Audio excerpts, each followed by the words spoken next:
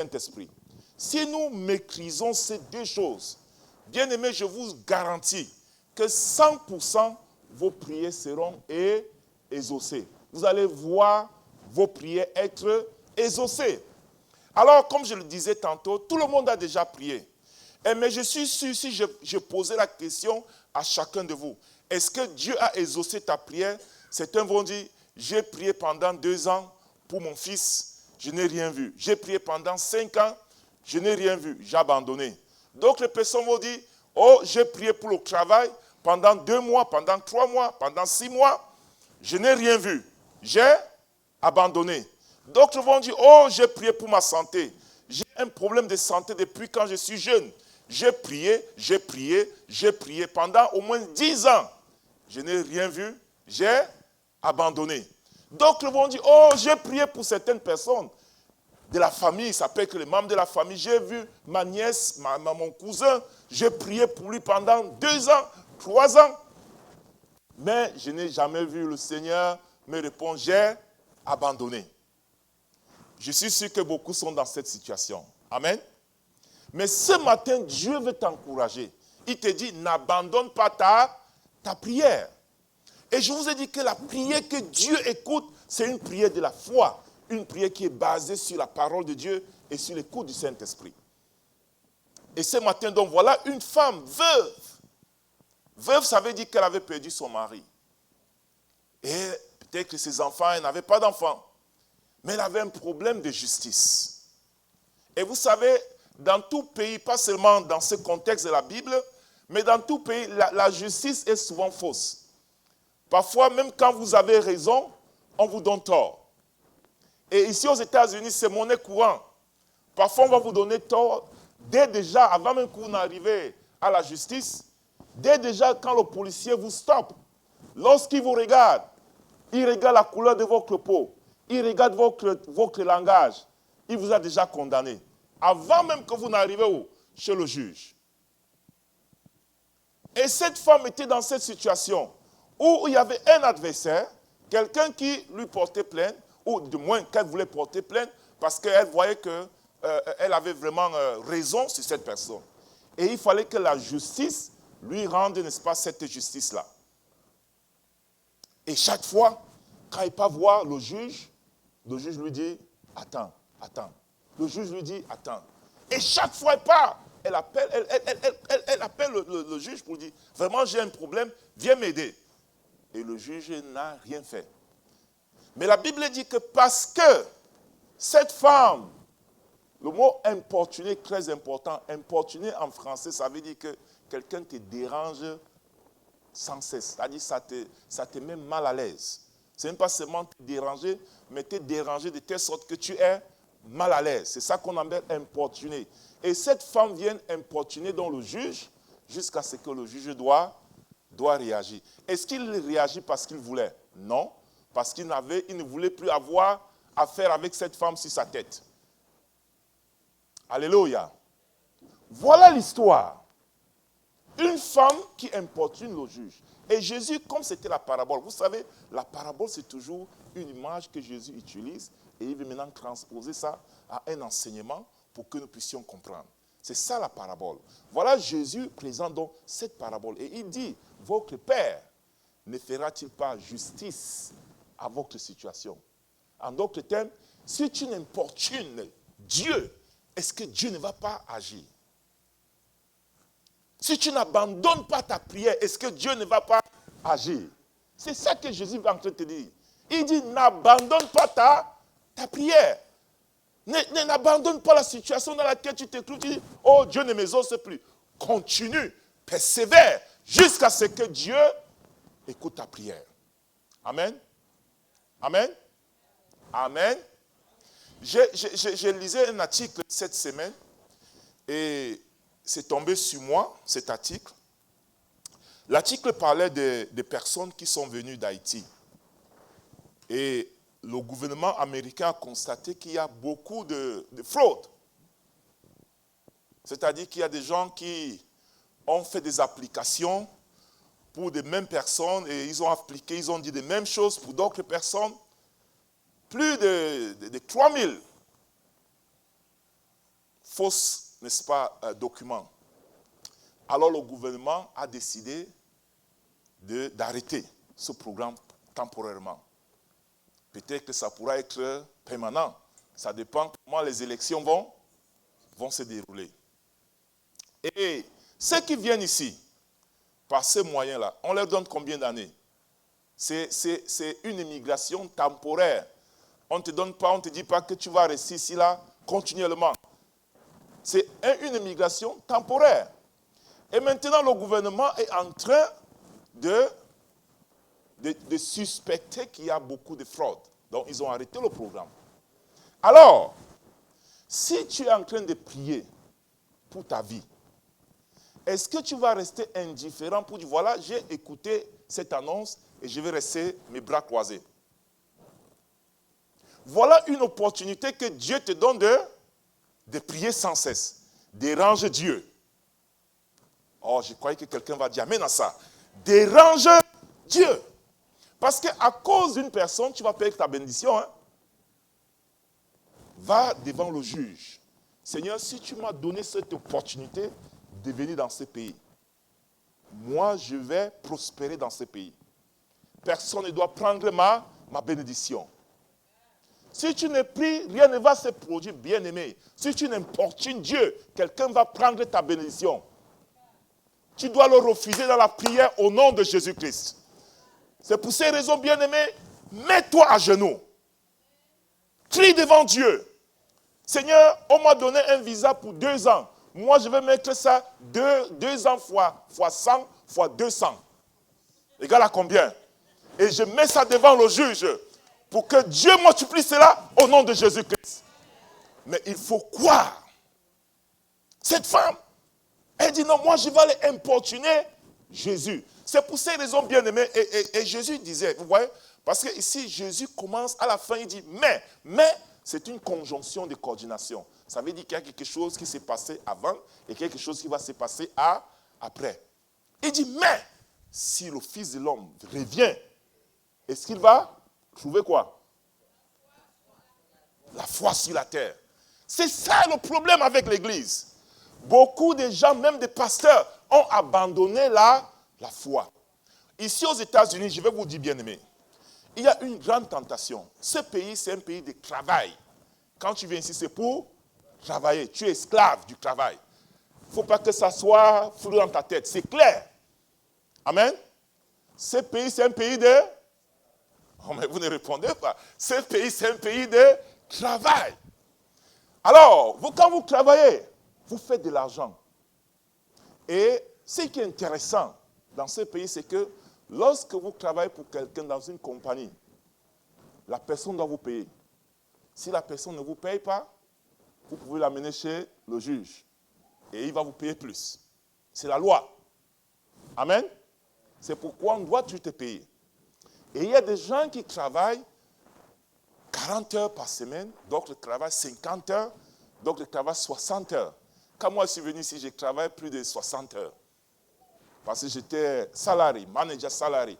Donc je ne comptais même plus mes heures. Mais j'ai travaillé près de 60 heures par semaine. Ça a cassé même mon dos. Mais bien aimé, regardez. À un moment donné, quand j'ai commencé à travailler, à faire de l'argent, le Saint-Esprit me parle maintenant. Il me dit, tu dois choisir le temps que tu passes avec moi et le temps que tu passes pour chercher de l'argent. Je devais maintenant réajuster. Je pouvais dire, mais Seigneur, tu sais que je suis dans un pays où il faut travailler, il faut de l'argent. Mais qu'est-ce que tu me dis là, Saint-Esprit? Le Saint-Esprit me dit, il faut que tu mettes un temps pour causer avec moi. Pourquoi? Parce qu'à un moment donné, je ne dormais pas. Je travaillais jour et nuit. Je travaillais à partir de 9 h du soir jusqu'à 7 h du matin. Et après 8 h, je suis à l'université. Et je quitte à l'université à 15 h. Je ne vais pas prendre les enfants à l'école. Je n'ai pas fait mes devoirs et faire les devoirs des enfants. 9 h, je dois encore partir au travail. C'était un cycle. Quand j'ai le temps pour passer du temps pour prier, quand j'ai le temps pour passer du temps pour écouter Dieu, j'ai commencé à perdre la foi. C'est pour ces raisons, quand Jésus dit, trouveras-tu la foi? C'est pour qu'il te mette en garde. Il te dit, je vais te bénir. Je vais te donner la prospérité. Je vais te donner ce que tu veux. Mais je vais voir quoi? La foi. C'est ça qu'il dit. Et la foi, c'est quoi? La foi, comme je vous ai dit, la foi, deux choses. C'est de croire à la parole de Dieu et de ne pas douter. Seigneur, je crois. Et vous savez, moi, la première formation que j'ai faite ici, après avoir eu mes diplômes au Cameroun, je suis venu ici, j'avais déjà un master, je suis venu ici, j'ai commencé comme pharmacie technicien. Je suis allé à l'école, j'ai mon diplôme de pharmacie. Et j'ai travaillé à Walgreens Pharmacy. Dieu m'a dit, choisis entre l'argent et moi. Dieu ne dit pas que je ne dois pas faire l'argent, non. Je dois faire de l'argent, mais je dois avoir le temps pour Dieu. Que quelqu'un dise amen à ça. Alors j'étais pharmacie technicien. Vous savez, à la pharmacie, il n'y a pas beaucoup de gens. C'est rien que quelques... Je suis pharmacie technicien, il y a le pharmacien là. Donc il y a quelques personnes. Un matin, on me schedule chaque dimanche matin pour aller au travail. Alors je pouvais dire, Seigneur, c'est normal, je dois aller au travail, c'est dimanche, on m'a schedule, ce n'est pas ma faute. Alors un matin comme ça, je vais au travail, je suis devant mon computer, le Saint-Esprit commence à me parler. Choisis entre ce que tu fais et le temps que tu dois avoir avec moi. Quelqu'un m'a dit que mais il est fou. Un pasteur doit être dimanche à l'église le matin. Même s'il doit travailler le soir, c'est bien. Mais dimanche matin, le pasteur doit être où? À l'église. Vous allez dire que ça, c'est une prédication dépassée. Moi, je vous dis que c'est la prédication de la foi. Alléluia. Oh mon Dieu. Oh, oh, oh. Amen. C'est la prédication de la foi. Je crois, je ne doute pas. Seigneur, tu prends soin de ma vie, je ne doute pas. Et Dieu me dit, tu veux rester dans la pharmacie là, chaque matin, au lieu d'être à l'église le matin, tu es à la pharmacie, choisis. J'étais là devant mon computer, je me sentais coupable. Je sentais que ce n'était pas là mon endroit en ce moment. J'ai vu mon manager, je lui ai dit, ok, est-ce qu'on peut changer mon schedule pour que je ne travaille plus les dimanches parce que je suis pasteur? Le manager me répond, ici c'est l'Amérique. Tu dois choisir entre le travail ou ne pas travailler. J'avais ce choix et il était clair. J'ai dit, Seigneur, je choisis de te servir. C'est pourquoi chaque dimanche matin, tous les autres travaux que j'ai eu après ça, quand on me hire, j'ai dit, je vais travailler pas le dimanche matin. Je peux travailler dimanche soir, après avoir allé au culte, oui. Mais dimanche matin, si tu me schedules, je ne peux pas venir. Est-ce que tu acceptes ça? S'ils disent oui, on me hire. Si on ne veut pas, c'est la foi, bien-aimé. Je crois que Dieu est ma source. Je crois que Dieu est ma source, la source de ma bénédiction. Est-ce que tu crois ça? Est-ce que tu crois que Dieu est celui qui t'a appelé d'Haïti pour t'amener ici? Est-ce que tu crois que c'est ce Dieu-là qui va s'occuper de ta vie? Parce que dès que tu perds ça, tu as perdu ce principe. Voilà ce que Dieu m'a dit. Mais bien aimé, je vais vous dire, à partir de ce moment, Dieu a continué à me bénir. En ce moment, je suis en train de postuler. Je n'ai plus envie de travailler pour quelqu'un. J'ai envie de faire mon propre travail pour faire mon propre argent. Et faire mon schedule comme je veux. Alléluia. Mais ça, c'est pour moi, mais pour toi, quelle est ta foi? Vous qui venez d'Haïti ou en Afrique, quand vous venez ici, n'abandonnez pas la foi. Parce que le travail, les circonstances dans lesquelles vous traversez va vous faire, vous allez abandonner ça. Et c'est pourquoi Jésus te dit, d'abord il faut croire. Si tu veux, ne pas abandonner ta prière. Et quoi? Et parce que notre ennemi, Satan veut toujours nous frustrer. Satan veut toujours nous frustrer, il veut toujours nous mettre dans une position de frustration, de découragement. Quand ta prière n'est pas exaucée, qu'est-ce qui se passe? Tu es frustré, n'est-ce pas? Tu es découragé. Tu ne veux plus prier. Il empêche que ta prière soit exaucée. Ça, c'est le but de Satan. Et quand j'ai pris conscience de ça, j'ai dit, Seigneur, je ne vais jamais abandonner ma prière. Chaque jour, je prie pour ma femme. Chaque jour, je prie pour mes enfants. Au moins ça. Chaque jour, je prie pour mon ministère. Je ne peux jamais abandonner parce que le diable va toujours m'attaquer. Je vous ai dit que l'accident que j'ai fait, le diable avait programmé pour me tuer par l'accident. Mais la prière a annulé. Vous comprenez ça? La prière a annulé. Ma femme a prié pour moi. Elle a annulé cet accident de mort. Mais ma voiture est morte. Je n'ai plus cette voiture. Mais moi, je suis vivant. Je n'ai pas acheté une autre voiture. Alléluia. C'est pour ces raisons, bien aimés, nous devons comprendre. Le diable va toujours chercher à nous frustrer, à nous décourager. Par exemple, il y a le cas de Daniel. La prière de Daniel. Daniel a prié. Il a prié. Et la Bible dit que Dieu a exaucé à sa prière. Ce que vous devez comprendre, c'est que Dieu a déjà exaucé nos prières. Alléluia. Notre devoir, c'est seulement, n'est-ce pas, réclamer la manifestation de l'exaucement. Je vais reprendre ça. Dieu a déjà exaucé nos prières. Quand nous prions pourquoi? Pour la manifestation de l'exaucement. Amen. Dieu a déjà exaucé à ta prière. Si tu pries pour la voiture, tu pries pour tes enfants, tu pries pour ton mari, Dieu a déjà exaucé à cela. C'est que quand tu pries, c'est que tu veux voir la manifestation de l'exaucement. Amen. Daniel a prié. La Bible dit que Dieu a exaucé à sa prière. Mais qu'est-ce qui s'est passé? Je vous ai dit que Satan veut nous frustrer. Satan a bloqué la prière. Je ne sais pas comment, vous pouvez lire ça dans Daniel chapitre 10, verset 3 et 13. Satan a bloqué la prière, les ossements. Il a fallu que l'ange de l'Éternel, Michael, dise à Daniel, persévère dans la...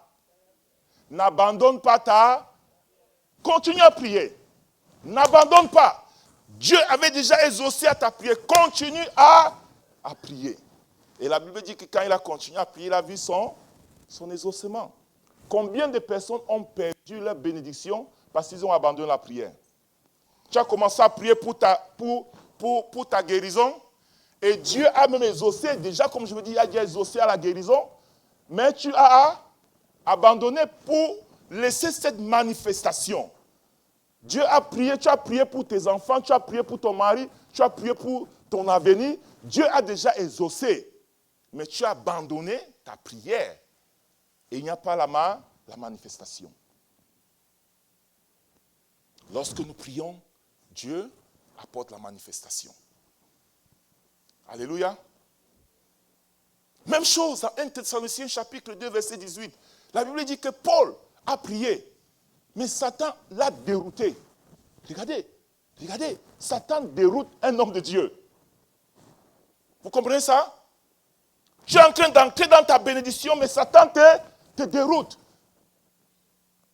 Si tu abandonnes ta prière, Satan va t'avoir. Qui a abandonné sa prière? Que ce matin, Dieu te redonne de continuer à importuner Dieu. Alléluia. Alléluia. Si tu as abandonné de prier pour ton mari, continue à prier. Si tu as abandonné de prier pour ton enfant, continue à prier. Si tu as abandonné de prier même pour ton propre vie, pour tes projets, continue à prier parce que Satan est très dangereux. Il peut bloquer ta prière, il peut dévier ta prière. Il a cette capacité-là. C'est pourquoi quand nous prions, Jésus lui-même a fait une prière de persévérance. Quand nous lisons dans Marc chapitre 8, à partir du verset 22, la Bible dit qu'il y avait quelqu'un qui était aveugle. Il est venu vers Jésus. Jésus a mis la salive sur ses yeux et il a mis ses mains pour la guérison. Et la personne ne voyait pas très bien. Et il dit à Jésus, non, Jésus, je ne vois pas bien. Jésus a dit, ok, je vais encore prier. Jésus a encore mis les mains sur lui pour que vraiment il puisse maintenant voir. Ça, c'est ça qu'on appelle la prière de persévérance. Jésus lui-même l'a fait. Amen. N'abandonne pas ta prière. Satan va te résister. Je vous dis. Parfois, comme je dis, qu'il va te frustrer, il va te décourager, il va te faire voir que non, ta prière est inutile. C'est en ce moment que tu vas dire, Seigneur, je ne vais jamais abandonner ma prière. Amen. Est-ce que quelqu'un est béni ce matin? N'abandonne pas ta prière. C'est pour ces raisons il faut être conscient de ça. Je ne dois pas abandonner ma prière. Continue à prier. Pour que je vienne ici aux États-Unis, j'ai prié pendant 2 ans. Même à la veille, quand j'allais prendre le visa, on a envoyé la lettre, quelqu'un a pris la lettre de mon rendez-vous à l'ambassade. Il a dérouté ma lettre. C'est Satan, n'est-ce pas? Je ne pouvais pas voir le jour du rendez-vous. Je ne pouvais pas voir quand est-ce que j'allais partir à l'ambassade. La date a passé. Moi, je continue toujours à prier. Je n'ai pas abandonné. Mais la lettre du rendez-vous la date, c'était déjà passé. Pendant que je priais dans l'église, j'entends comment mon téléphone sonne. Généralement, quand je prie, je ne prends pas le téléphone. Mais ce jour-là, le Saint-Esprit me dit, prends le téléphone. Et quand je prends le téléphone, j'attends la voix de l'ambassade. On dit, c'est l'ambassade des États-Unis qui vous appelle. On vous attendait ici depuis le 28. Mais qu'est-ce qui s'est passé? Votre date de rendez-vous est passée. Je leur ai demandé, je leur ai dit non, je ne savais pas, je n'étais pas au courant. Et ils me disent, voilà, on vous donne une autre date et on vous attend à l'ambassade. Que quelqu'un dise amen à ça. C'est pour ces raisons, bien aimés, quand nous prions, même si le diable a dérouté ta prière, il a dérouté tes besoins ou tes attentes, quand tu restes dans la prière, je vous dis que Dieu va créer une situation. C'est ce que Dieu est capable de faire. C'est pour ces raisons, je vous communique ce que je vis. La prière de ne pas abandonner. Reste persévérant. C'est pour ces raisons, notre attitude, c'est quoi? Continuons à importuner Dieu. Nuit et jour, la Bible nous dit, comme on a vu dans ce texte, nuit et jour, continue à importuner Dieu. Continuez, priez. N'ayez jamais lassé. Il y a une femme qui a prié pour son fils. Son fils s'appelait Augustin. Il était un bandit. Pendant qu'elle est en train de prier, c'est là qu'elle entend que son fils a volé, il a tué. Elle pouvait se décourager, n'est-ce pas?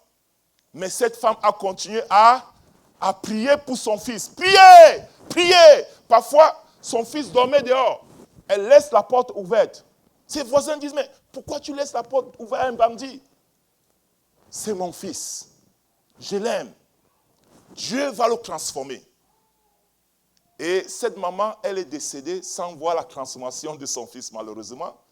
Mais après le décès de cette femme, son fils est devenu un homme de Dieu. C'est l'histoire de Saint Augustin.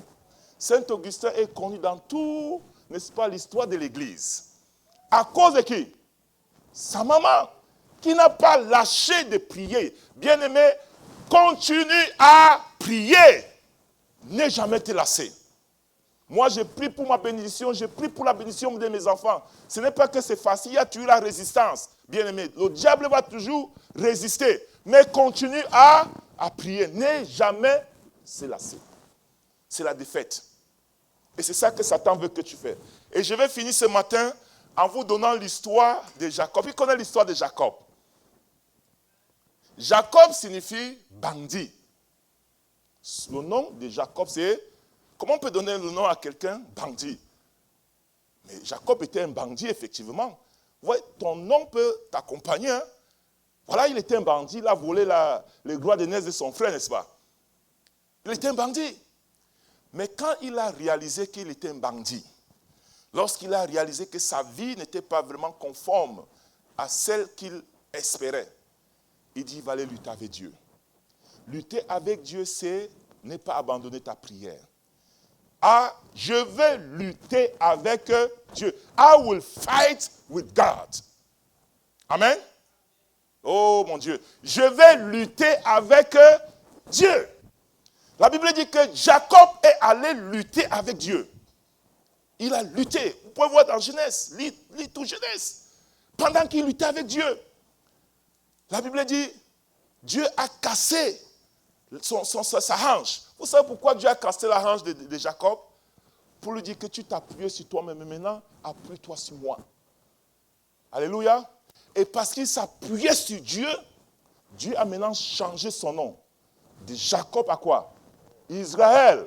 Et Israël signifie quoi? Celui qui a lutté avec Dieu. Ou bien celui qui a triomphé sur Dieu.